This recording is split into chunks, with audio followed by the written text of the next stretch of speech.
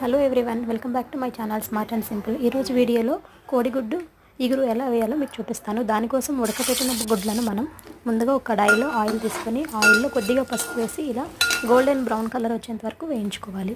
ఆ తర్వాత ఇదే ఆయిల్లో కొంచెం ఆయిల్ యాడ్ చేసుకొని కొద్దిగా జీలకర్ర యాడ్ చేసుకున్న తర్వాత సన్నగా తరిగి పెట్టుకున్న ఆనియన్ అలాగే పచ్చిమిర్చిని దీనిలో ఫ్రై చేసుకోవాలి. సో వీటన్నిటిని కూడా బాగా మగ్గించుకోవాలి. ఈలోపు మనం దీనిలో కొద్దిగా ఉప్పు అలాగే చిటికెడు పసుపు వేసుకొని ఈ విధంగా బాగా మగ్గిన తర్వాత నూరి పెట్టుకున్న అల్లం వెల్లుల్లి పేస్ట్ 1 స్పూన్ యాడ్ చేసుకోండి. యాడ్ చేసుకున్న తర్వాత దీంట్లో 2 స్పూన్స్ కారం యాడ్ చేసుకోవాలి. ఆ తర్వాత కొద్దిగా వాటర్ యాడ్ చేసుకోండి.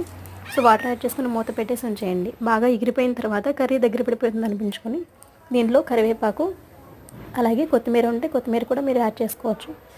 తర్వాత మనం ఫ్రై చేసి పెట్టుకున్న కోడిగుడ్లను కూడా దీనిలోనే వేసుకోవాలి. సో ఈ విధంగా ట్రై చేయండి.